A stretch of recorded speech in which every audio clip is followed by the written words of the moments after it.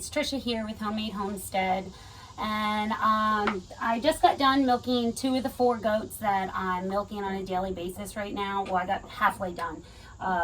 Jessa here is the second doe that I milked. I already milked her sister Jana before her. I have 2 more to go. So I figure for these last 2 does, we do a little video on it and go over exactly how to milk a goat and the information that is good information to know to goes along with keeping a dairy goat, and how to prepare them for milking, how to keep track of their mineral levels while they're in milk, and making sure that they're staying healthy and that their milk is staying healthy and of course tasty, because nobody wants to drink foul tasting milk, which unfortunately there's a lot of bias out there about goat's milk, and the fact that people think that goat's milk, they kind of describe it like, oh, it's okay and you just have to adapt to the taste. It has like a bit of a goaty flavor is what a lot of people say, or any experience they've had with taste testing goat's milk. That's their opinion, and I want to say that that is wrong. With milking Nigerian dwarf goats for the last 5 years now, there has been various times where we've had what people would say as a goaty flavor in their goat's milk, and when that happens, I know something's off. So basically everything, a goat's mineral levels are completely have everything to do with having a really yummy milk, a milk that just tastes like milk. So no goaty flavor, no goaty smell. So if your goat is having a little bit off taste in the milk, then and you are saying, well, goat's milk is different than cow's milk and that is why, and that is normal, then I would plead with you to really give your goat a once over and give a good look at all of her colors, and making sure that they are right on with what they're supposed to be. A really gold orangey colored goat should be gold orangey and not a light gold or a tan. And they should have very smooth, sleek hair that sheds very easily, not thick and Brillo patty. Those are all signs of mineral deficiencies. So if your goat is having any mineral deficiency, copper, selenium, sulfur, vitamin B12, these are crucial things that have to be balanced in your goat constantly. And if any of them are off or deficient, you are not only going to see changes in their body form and their coat and their color, but if they are a dairy goat, you'll have off tasting milk. So if all of these things are right on cue, and your dairy goat is not eating things like onion grass and things that would change their milk, as long as your dairy goat is not in constant contact with an intact buck, because that will also change the taste of their milk, the hormones, and then the buck constantly urinating on them and things like that will definitely give the milk a bucky taste. But if there's no buck around and they're not grazing in areas eating things like onion grass and certain weeds that can cause off tasting milk, and you're getting like what people would call like a goaty flavor or an off taste, then most likely your goats are struggling with one, if not many, mineral deficiencies. And once you get that all balanced and you've got things where they should be, then you should notice a huge difference in the taste of their milk, and it should be good. There should be no weird smell, and it's really exciting to have on your property your dairy source, and then have a raw natural milk that is just, it's so good and creamy and yummy in every way. So as soon as Jessa, who's taking her good old time here, finishes her breakfast, because I was able to get her milked out way before she finished eating, that would be because it's August. And my bucks are in full rut. They are smelling up the whole property with how manly they are. And the does are getting that smell in the air, and their bodies are naturally starting to decrease in milk and dry up, and their bodies are telling them it's time to breed. So everybody's milk levels are about half of what they were 2 months ago. 2 months ago, Jessa here was giving me like a full quart of milk a day, and now she's down to giving me a half a quart or a pint, which isn't horrible. With 4 goats and milk, and getting 4 pints or a little more than 4 pints, a full pint from some of them. I'm still getting half a gallon of milk a day, which is a really good amount of milk. But before the last few weeks, with the bucks going into rut and causing the decrease in milk, we were getting a gallon or more than a gallon a day. So I was very pleased with that. I feel like the girls are doing really good on the milk stand, and we have enough milk to make ice cream, and we've made butter, and we make cheese and all of that, and then I freeze as well. So she's finally done. I'm going to let her out of the milk parlor, and I'm going to go get another goat. I believe next is Kenna, and get her on the stand, and I'm going to show you how we milk. So I'll be back in 1 second. Come on, Jessa. Good girl. Come on out. Good girl.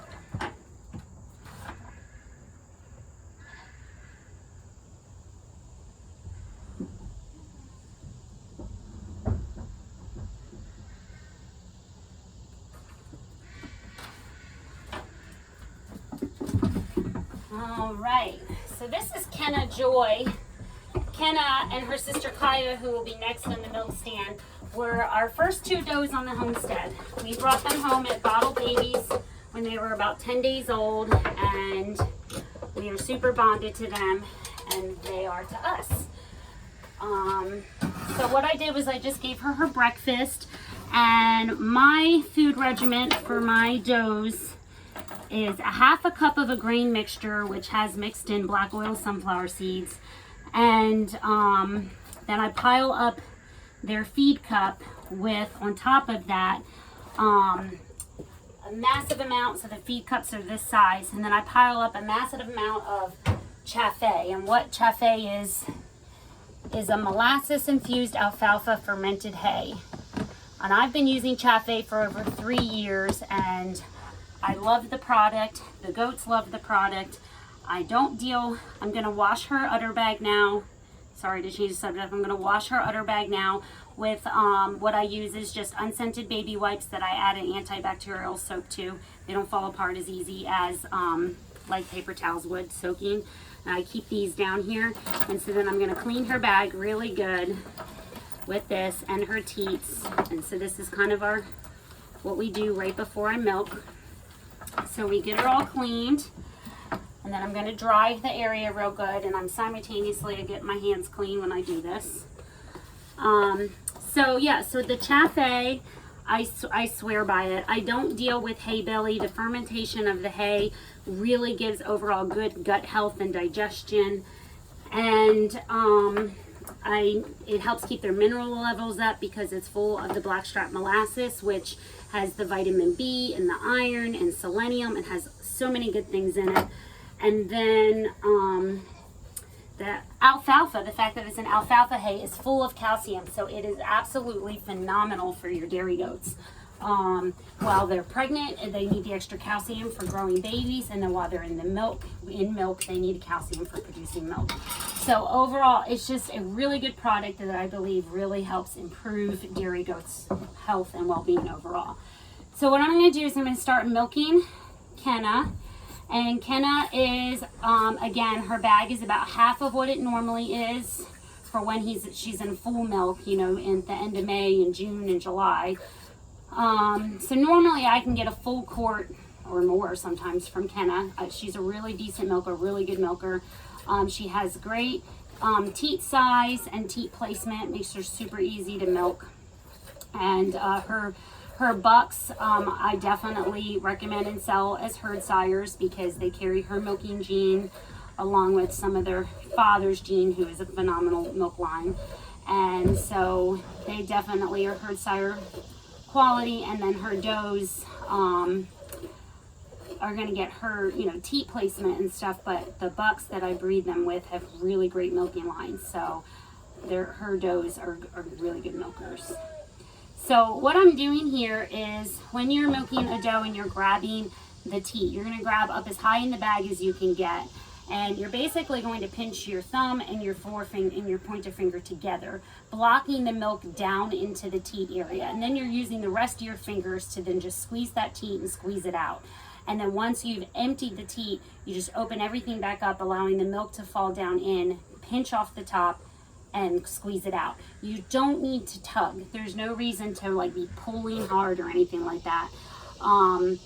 So just that simple open and close and squeeze out with the rest of your fingers works really well. Once you get the hang of the motion, it becomes muscle memory and it's super easy and you get really fast at it.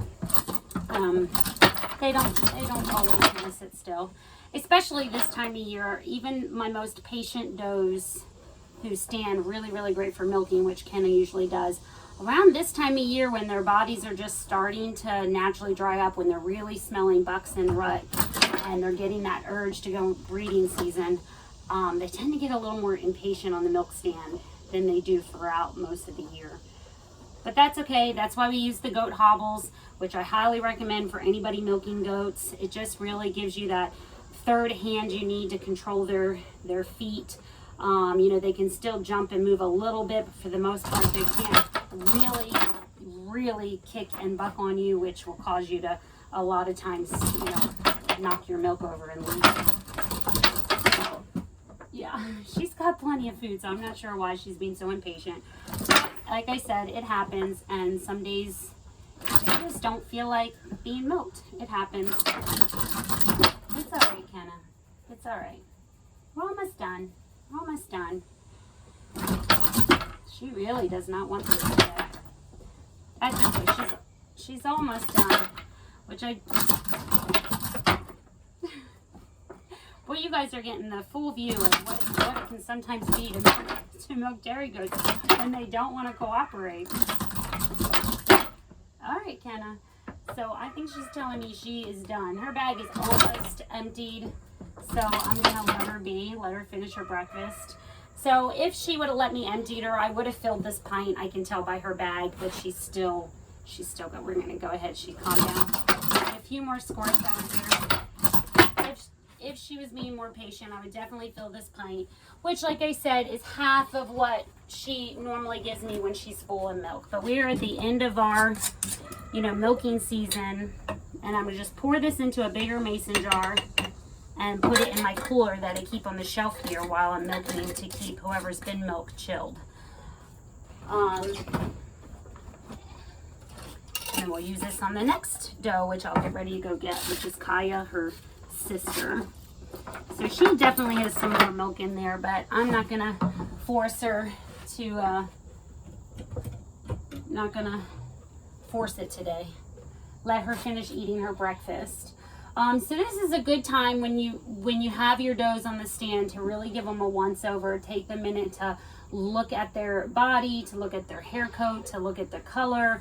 A goat that has black in them, the black should be black. If it's turning an auburn reddish color, then that's a sign of copper deficiency. If they're getting like a brillowy pad, wiry hair, that can be copper as well, but it also can be selenium.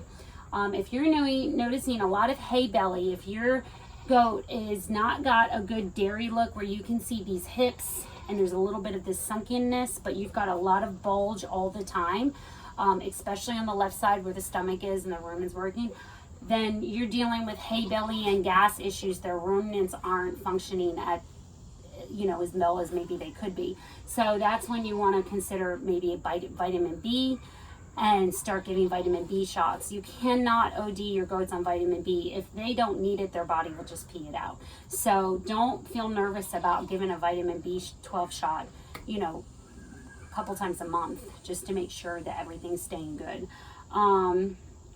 The selenium E gel, you know, give that monthly. When I have does that are pregnant and getting close to kidding, I give it weekly there at the end. And then the copper bolus is definitely something that you need to stay on top of their copper levels. Most states, our ground is just completely deficient of these minerals and they're not getting it naturally. And unfortunately, a lot of the hay that we feed our animals are also deficient of these minerals. So goat owners, we really need to stay on top of doing the extra mile of supplementing these minerals, using the loose minerals, I put it directly in their food. I don't keep a loose mineral cup out because I have a mini horse who would just eat it every day, and the goats would never get it. So instead of having it out where they can get to it whenever they feel they need it, I just put a teaspoon on the food daily. At this point, we're gearing up for breeding season. Milk production is slowing down. Hormones are rising. Goats are going into full-blown heat cycles again after kidding and being in milk for the last 7 months.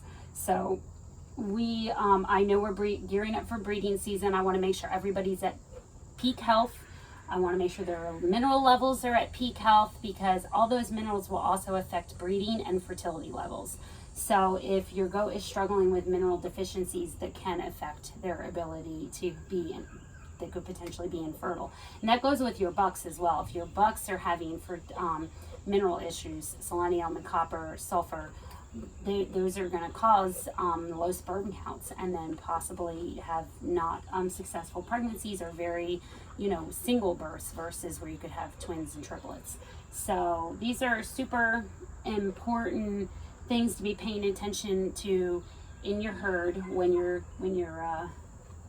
have dairy goats. I mean, meat goats as well too. Everybody, you want any animal that you're keeping on your homestead that is serving your family a purpose. They deserve the best of care while they're on your homestead. So these are just all super, and most people who raise meat goats, have their specific breeders that they're using to produce the babies that grow up to be sold as meat. So those breeders should be in peak health to make sure that they're having healthy pregnancies and healthy kittings and healthy babies. So it's all important for all kinds of goats, dairy and meat, and then even pet. If we have pet goats, Nigerian dwarfs are commonly sold as pets. People buy them as backyard pets, and people need to understand that they're not like a dog, and they require different care. And so if you have a pet goat, you want them to be the healthiest they can be. You want rumen function being really healthy. So these are all things that, even in your pet goats, that you need to be on top of, making sure. So she is just taking her time eating. As soon as she's done her breakfast, we're going to switch her out for her sister Kaya. See if Kaya is a little more patient on the milk stand, and let us milk her out, and then that will be it, and we'll move on with the rest of, I'll have to move on with the rest of my chores. Almost done, Hannah? Getting there. Got a tiny bit left. Tiny bit left. Also, even if you aren't having dairy goats, I recommend some kind of milk, what we call a milk stand, but some kind of stand where you're able to give them a treat and kind of trap their head in and keep them still. This is a great way to be able to do hoof trimming. Very easy to get to the hooves. Keep everybody's hooves really good. It's a good way to be able to give vaccines and vitamin B shots. It's a good way to know if you need to get a copper bolus in them, and I don't use a bolus gun. I just put the copper rods on their food and let them eat it. And I know there's lots of opinions about that, but frankly, my does, I've been doing it that way from the beginning, so over 5 years, and I do not have mineral deficiencies. So I don't doubt that they're getting the copper that they need to stay mineral efficient just by opening up the bolus, putting it onto their food, making sure they're the one getting the bolus. They eat it all, and it works well, and I don't have to stress them out or go through the wrestling match of shoving a bolus gun down their throat. So for me, that's how I do it. That's what works. It's completely stress-free for the goats. So some kind of stand like this, even if you don't have dairy goats, and even if you just have backyard pet goats, they still need their hooves trained, and they're going to need their vaccines, and they're going to need, their minerals. And this is a great way to be able to do it stress-free for you and the goat, because you don't have to manhandle them. See, are you done, Kenna? We got to get Kaya on the stand. All right, she's about all done. She's just licking things clean. So we're going to make her go. I'll be right back.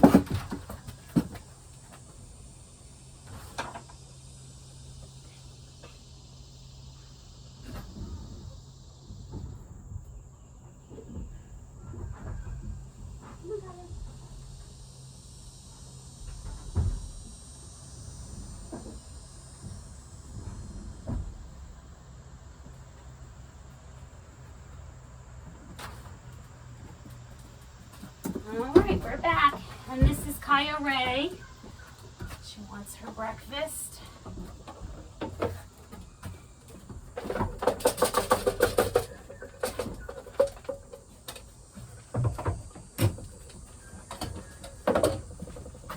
All right, we're gonna get her hobbles on.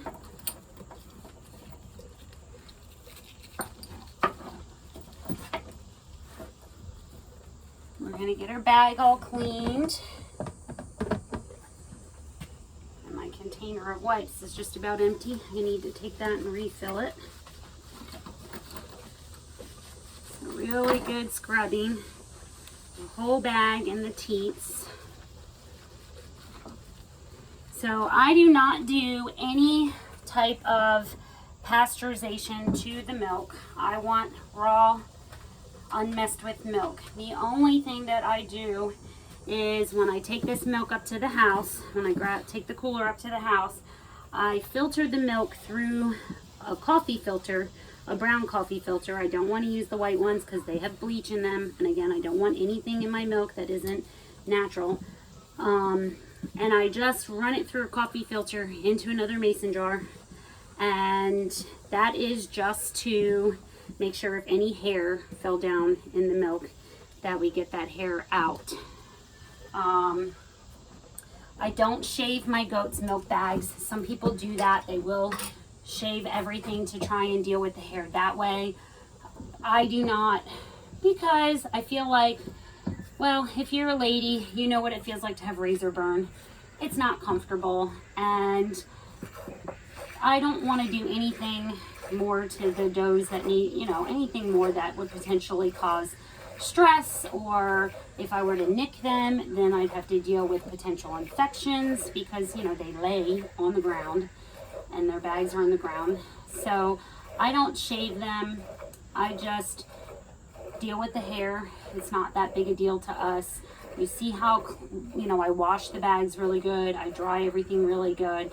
If hair falls down into this milk jar, when I filter it up at the house and before I date it and put it in the refrigerator, I've filtered it through, and that's, the coffee filter holds any hair back if any fell in here.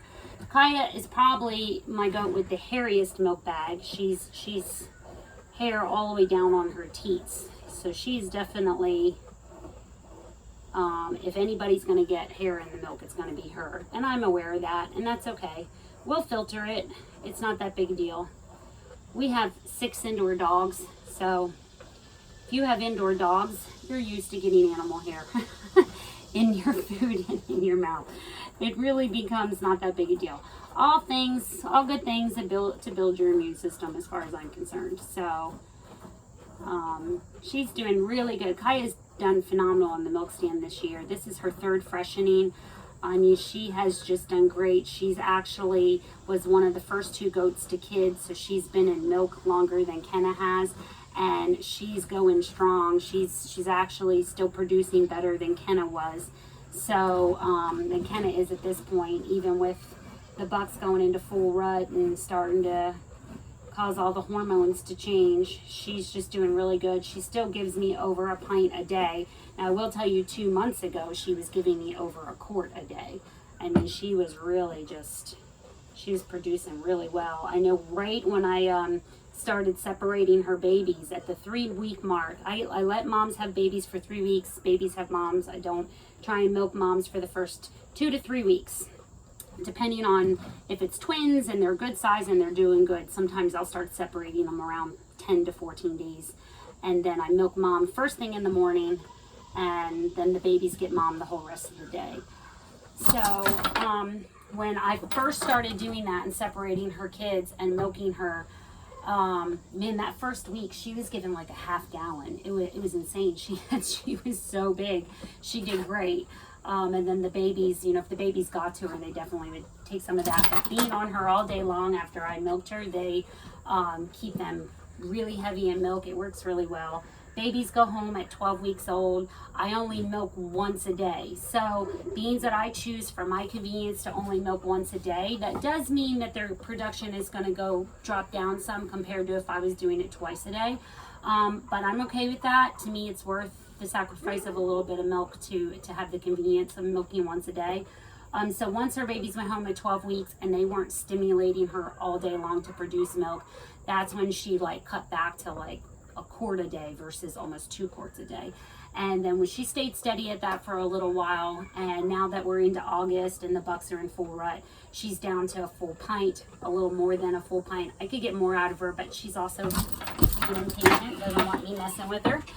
So I'm not gonna fret over it too much. Between the 4 does, I got close to half a gallon today. So not as much as I've been getting, but it's okay. It will get us through. I'll still have enough milk to be using on a daily fresh basis, plus freeze some more to fill up my freezer for the winter stock. Once everybody dries up, then I'll fall back on the milk I have in the freezers. You know, thaw a 1 gallon bag at a time and do it that way, and we'll be able to get through pretty much the whole winter that way, until the girls are in milk again in March next year, March 2022. So works out well. All right, we're gonna let her finish her breakfast in peace. I really appreciate you joining me for some of my morning milking chores, for letting me chat with you about milking in general, goats' mineral levels, and the importance of that in conjunction with your milk, and also the mineral levels and the importance of that with prepping for breeding. So I hope that this information was informative and helpful, and please feel free to comment, like, subscribe, do all those things. And if you have any questions, look up our Facebook page, Homemade Homestead. We have a Facebook page which has lots of information. We also post on there classes that we offer at the homestead, in-person classes, be it processing classes like chicken and duck and turkey, but we also offer goat care classes on basic goat care, and then goat breeding and kidding classes on how to prepare your does for breeding, and then how to prepare for kidding, how to keep a pregnant doe healthy, and then what to do the time of kidding.